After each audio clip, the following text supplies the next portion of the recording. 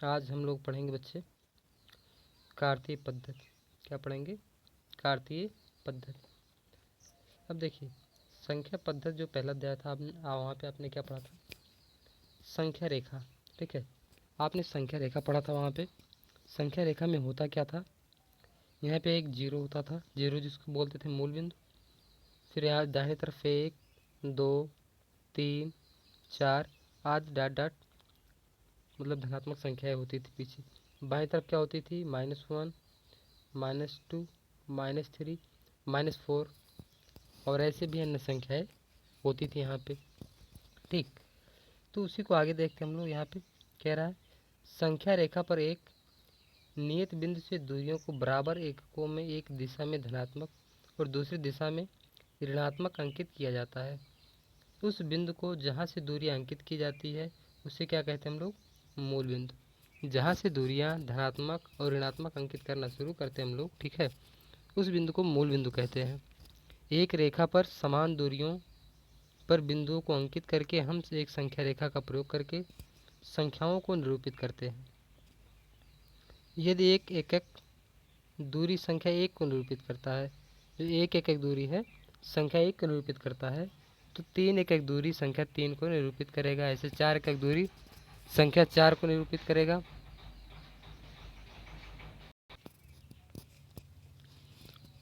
और 5 एकक दूरी संख्या 5 को निरूपित करेगा। ठीक, वो मूल बिंदु है। वो क्या है? मूल बिंदु है। मूल बिंदु से धनात्मक दिशा में दूरी r पर स्थित बिंदु संख्या r को निरूपित करता है।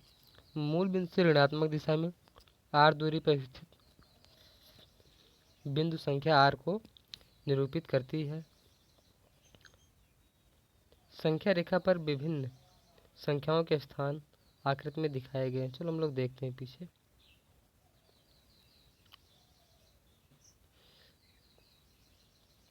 ये देखिए, ये आपकी एक संख्या रेखा मान लो। ठीक है, संख्या रेखा पर क्या है? मूल बिंदु है।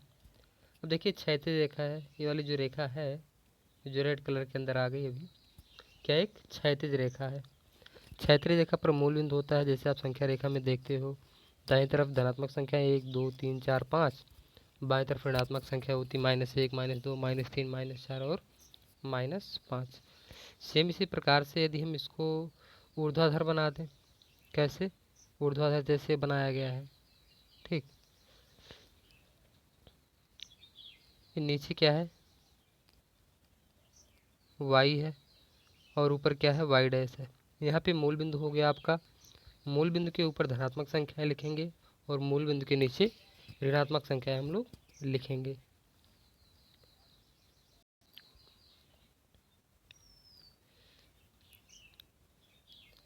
अब देखिए बच्चे, यहाँ पे आपके पास दो रेखाएं हैं, आप देख रहे हो। एक x डैश और दूसरा क्या है? y dash. ऊपर y है और नीचे क्या है? y डैश है। दोनों में मूल बिंदु देख रहा है आपको। ठीक है, दोनों में क्या है? मूल बिंदु आपको दिख रहा है।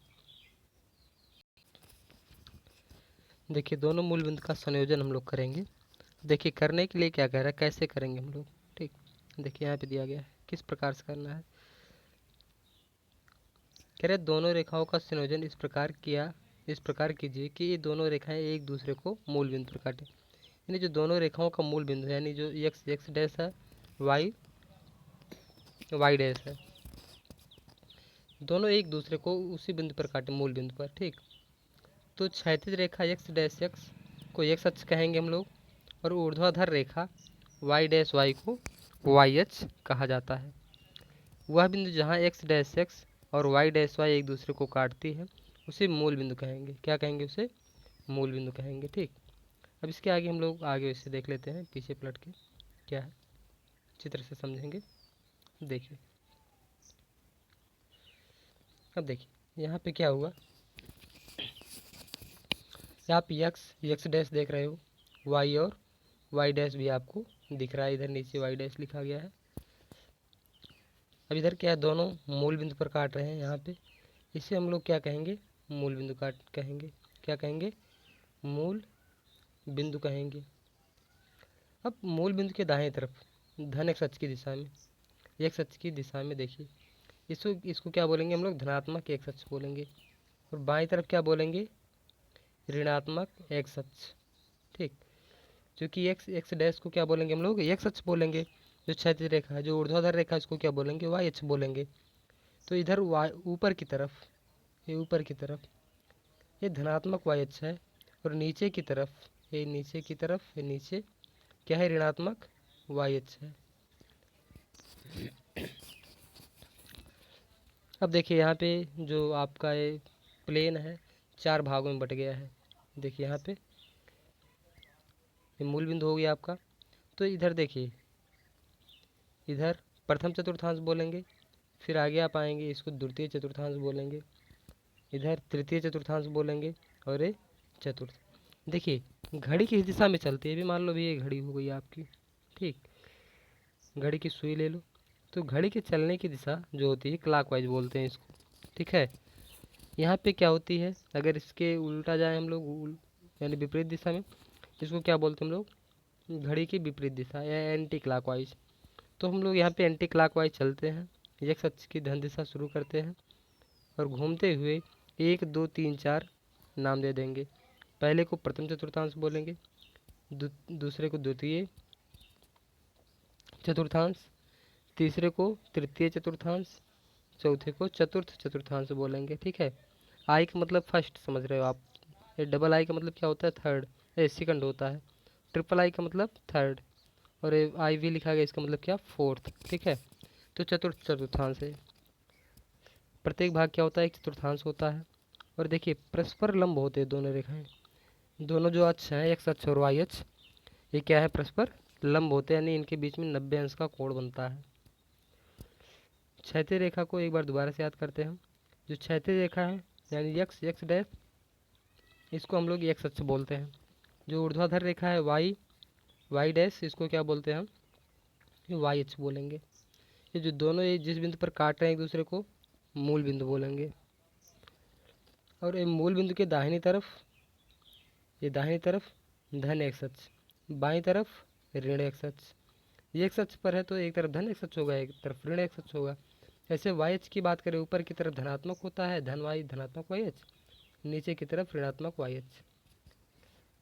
और देखिए ये जो दूरियां होती है ना, समान दूरी पर होती है। जैसे 1 0 से 1 जितनी दूरी है उतनी ही दूरी 1 से 2 है, उतनी दूरी 2 से 3 है, ठीक है। सेम इसी प्रकार से चारों डायरेक्शन से होंगे, ठीक है। धनात्मक वाई अक्ष में, ऋणात्मक वाई अक्ष में, और फिर ऋणात्मक एक्स अक्ष और ऋणात्मक वाई अक्ष में, धनात्मक वाई अक्ष में, सब में दूरियां क्या होंगी, समान समान होंगी।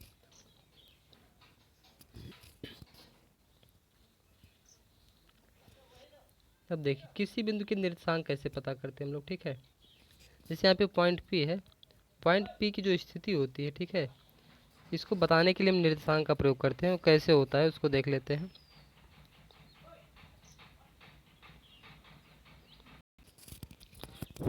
बिंदु पी की स्थिति को बताने के लिए हम लोग निर्देशांक का प्रयोग करते हैं, ठीक है। देखिए सबसे पहले पिछले चैप्टर में, पिछली क्लास में हमने पढ़ा था, बिंदु पी तक पहुंचना है तो क्या करेंगे, पहले एक्स अक्ष पर मूव करेंगे, फिर वाई अक्ष की दिशा में मूव करेंगे, और देखेंगे प्रत्येक डायरेक्शन में कितने यूनिट हम चले हैं, हमने कितनी यूनिट की दूरी तय की है प्रत्येक डायरेक्शन में।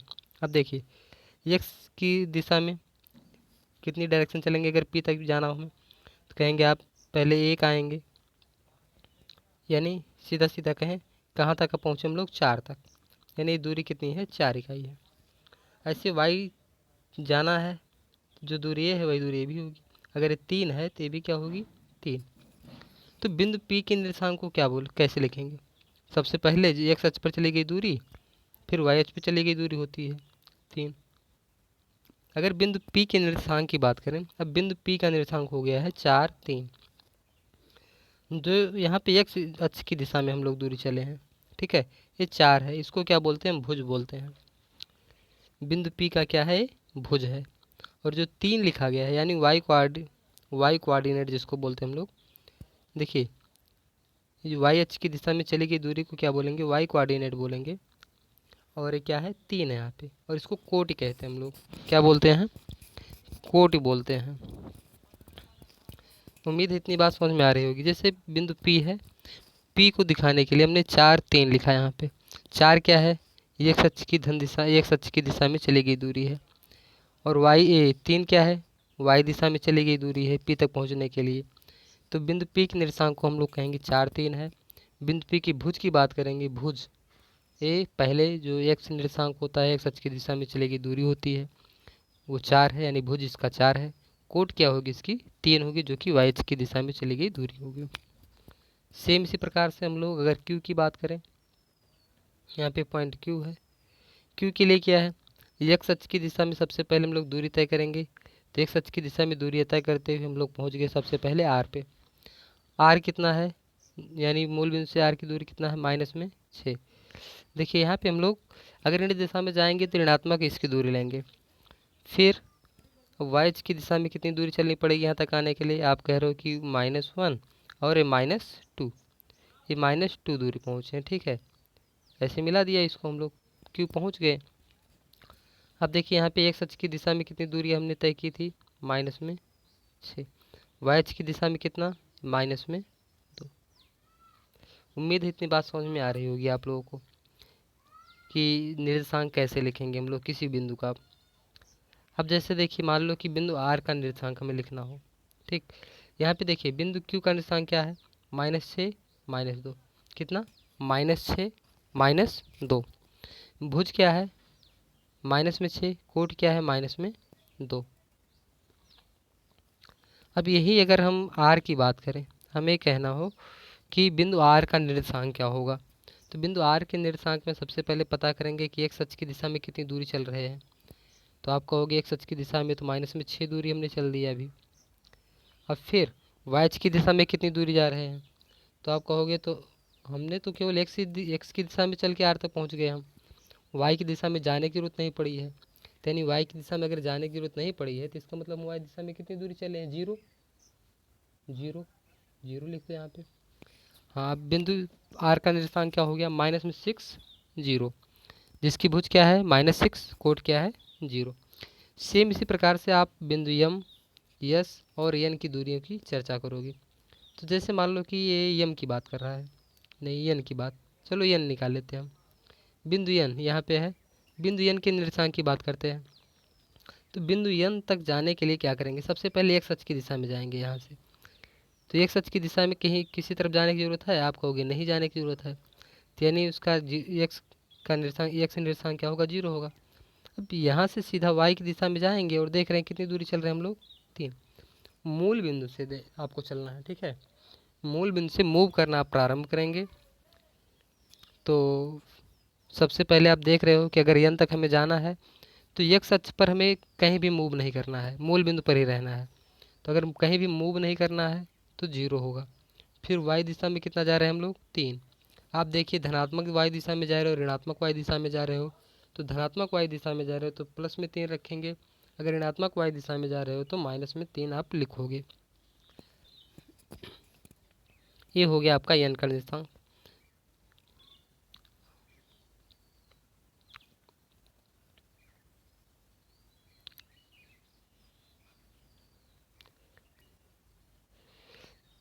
देखिए यहाँ पे x निर्देशांक को क्या बोलते हैं हम लोग, भुज।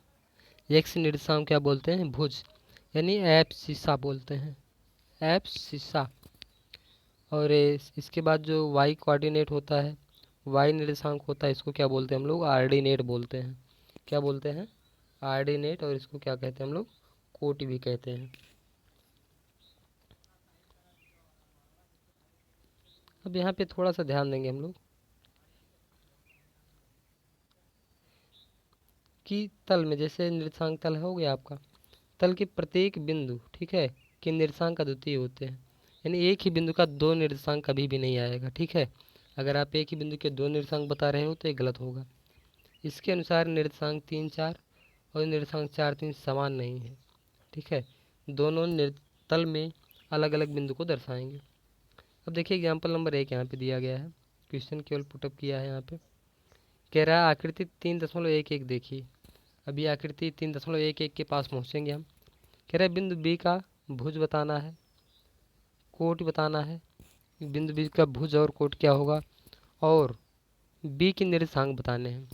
सेम इसी प्रकार से यम के निर्देशांक, यक्स निर्देशांक मतलब क्या, भुज, वाई निर्देशांक का मतलब कोट, और यम के निर्देशांक बताना है।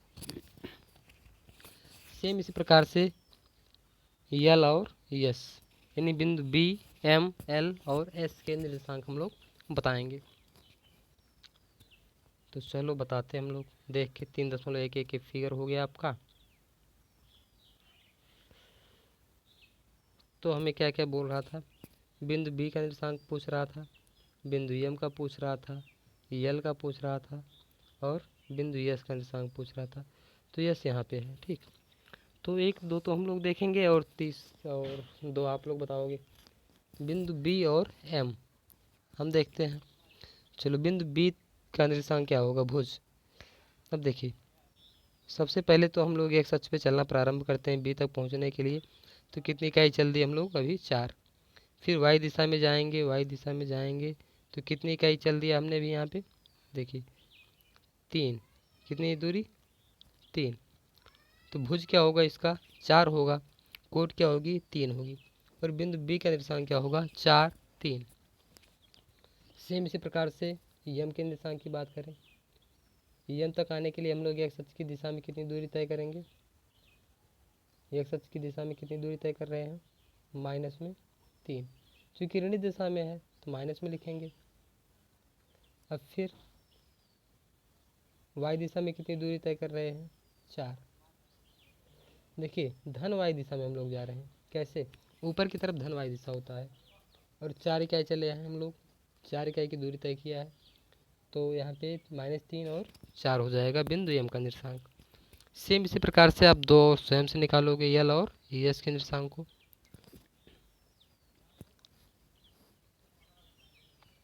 यहाँ पे उसी का सॉल्यूशन बताया है बच्चे, ठीक। लेकिन आप पहले कुछ सवालों को सॉल्व करेंगे और फिर सॉल्यूशन देखेंगे।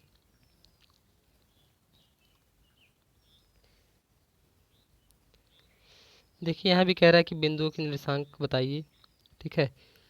तो बिंदु बी यहाँ पे है, 1 2 हम लोग देख लेते हैं, एक हम देखेंगे, बाकी की नहीं, 2 देख लेते हैं, बाकी आप लोग और बताओगे। जैसे बी हो गया। अब बी तक आने के लिए क्या करना होगा आपको, एक्स अक्ष पे कोई दूरी आप चलोगे मूल बिंदु से, आप कहोगे नहीं हम सीधे ऊपर जाएंगे और पहुंच जाएंगे। तो ऊपर जाओ, यानी एक्स अक्ष पे नहीं चल रहे हो तो 0। ऊपर की तरफ यानी धनवाई अक्ष की दिशा में कितना जा रहे हो आप, 3 इकाई दूरी जा रहे हो। बिंदु 0, 3 हो गया इसका निर्देशांक, 0, 3। ऐसे अगर सी की बात करें तो सी के लिए आप क्या कहोगे, एक्स अक्ष की दिशा में कितनी दूरी जा रहे हो, तो आप कहोगे कि -5। अब फिर कहेंगे कि सी तक पहुंचने के लिए, ये तो एक्स अक्ष की दिशा में चल के हम लोग सी तक पहुंच गए हैं, यानी वाई अक्ष की दिशा में चलने की ज़रूरत अब नहीं है। अगर वाई अक्ष की दिशा में चलने की ज़रूरत नहीं है तो वाई अक्ष की दिशा में चलेगी दूरी कितनी, 0। तो निर्देशांक क्या हो गया इसका, -5, 0। अब आपको निकालना है बिंदु ई, ए और डी के निर्देशांक।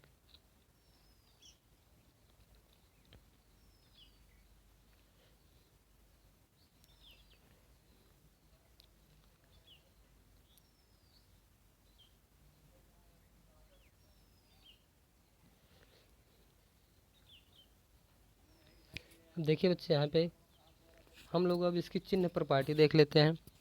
जैसे इधर क्या है, धनात्मक एक्स अक्ष है तो 60 में हम लोग लिख देते हैं प्लस, धनात्मक वाई अक्ष है तो यहाँ पे प्लस, ठीक। ऋण वाई अक्ष है, ऋण एक्स अक्ष है तो इधर ऋण, और ऋण वाई अक्ष है तो इधर भी ऋण हो गया, ठीक।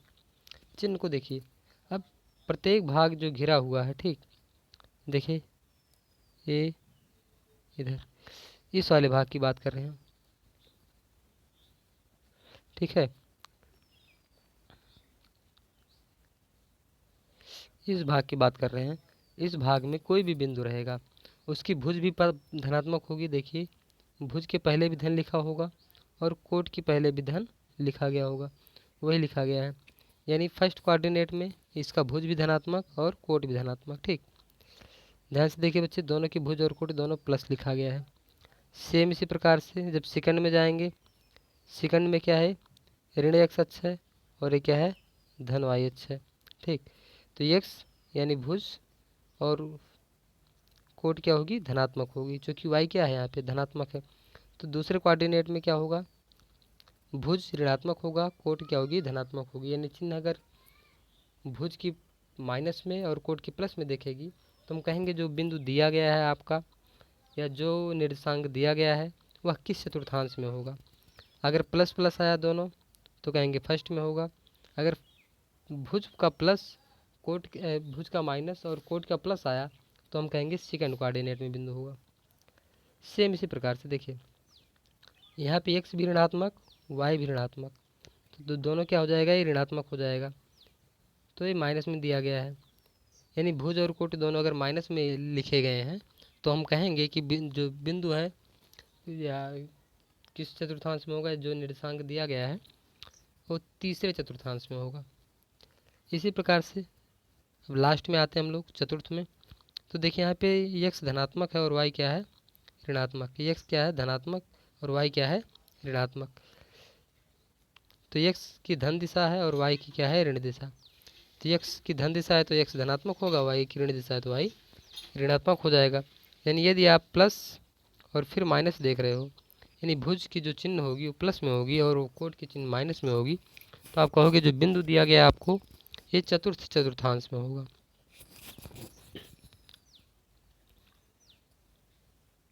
अब प्रश्नावली देखते हैं हम लोग। 3.2 है।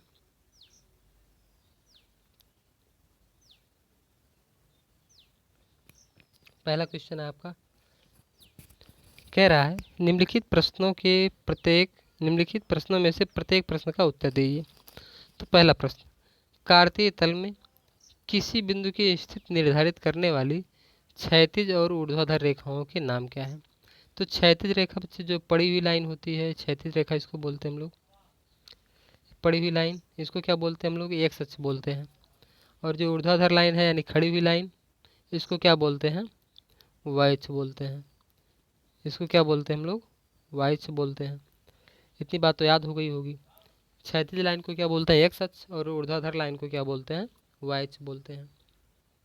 और जहाँ दोनों रेखाएं एक दूसरे को काटती हैं यानी दोनों अक्ष जिस बिंदु पर एक दूसरे को प्रच्छेद करते हैं वो बिंदु क्या होता है, मूल बिंदु होता है।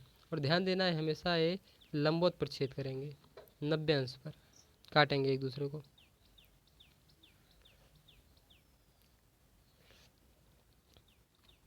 उसी में क्वेश्चन फर्स्ट का सेकंड पार्ट है,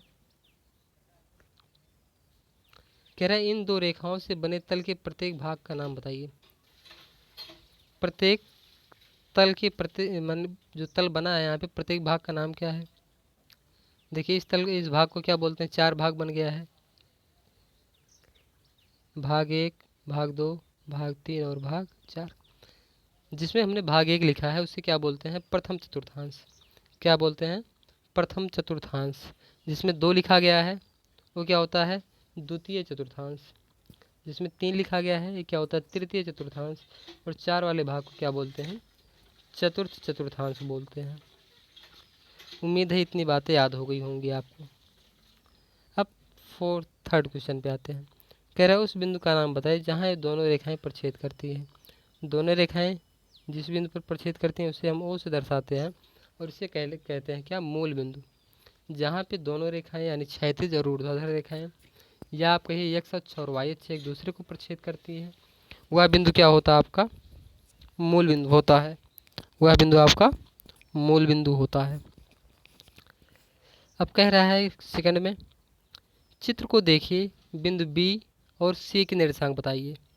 पहले हम लोग 2 क्वेश्चन देखेंगे, ठीक है, और फिर आगे 2-2 करके देखते जाएंगे। तो आपको बी और सी के निर्देशांक बताने हैं। तो फिगर पे पहुंचते हैं हम लोग और बी और सी को खोजते हैं। क्योंकि हमें बी और सी का निर्देशांक बताना है। बी तो पॉइंट यहाँ पे दिख रहा है आपको और सी पॉइंट एकदम नीचे है, ठीक। यहाँ पे सी पॉइंट है और ये क्या है, आपका बी पॉइंट है। तो प्रत्येक का निर्देशांक बताना है। तो सबसे पहले बी के निर्देशांक देखते हैं हम लोग। बी तक जाने के लिए हमें एक्स की धन ऋण दिशा में, देखिए मूल बिंदु पे पहले रहेंगे हम लोग। एक्स की ऋण दिशा में कितना है, -5। तो पहले एक्स का कोऑर्डिनेट लिखेंगे -5। फिर वाई की दिशा में कितना चलना पड़ रहा है हमें यहाँ तक आने के लिए। आप वाई पर देखिए कितना लाइन सीधी सीधी मिलाई गई है, आप देख सकते हो कि 2 इकाई चल रहे हैं। तो बिंदु बी का निर्देशांक क्या होगा, -5 2। ऐसे बिंदु सी का निर्देशांक क्या होगा, देखिए एक्स अक्ष पर कितना है पहले तो एक्स अक्ष पर आएंगे हम लोग 5, वाई अक्ष की दिशा में फिर कितना आ रहे हैं माइनस में 5। ध्यान देना बच्चे, दोनों के बीच में एक कामा लगाना है आपको। जब भी भुज और कोट लिखेंगे तो बीच में एक कामा जरूर लगाएंगे। तो बिंदु बी और सी के निर्देशांक आपको मालूम हो गए हैं। अब देखिए थर्ड और फोर्थ, -3 -5 द्वारा पहचाना गया बिंदु 2 -4, ठीक। -3 -5 2 -4। अब देखिए पहले तो पता कर लेते हैं किस चतुर्थांश में है -3 -5।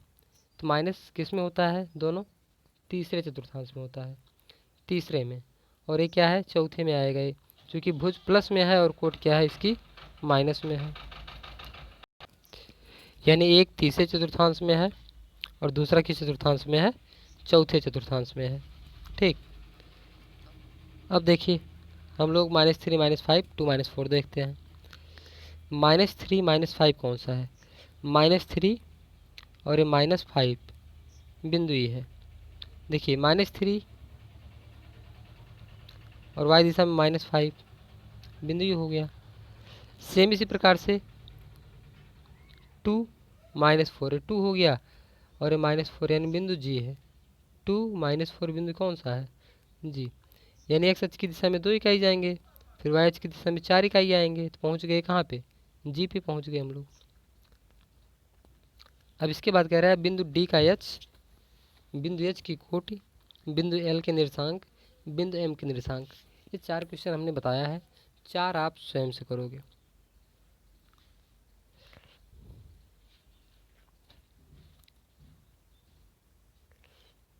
अब ये प्रश्नावली आपकी समाप्त हो गई यहाँ पे, ठीक।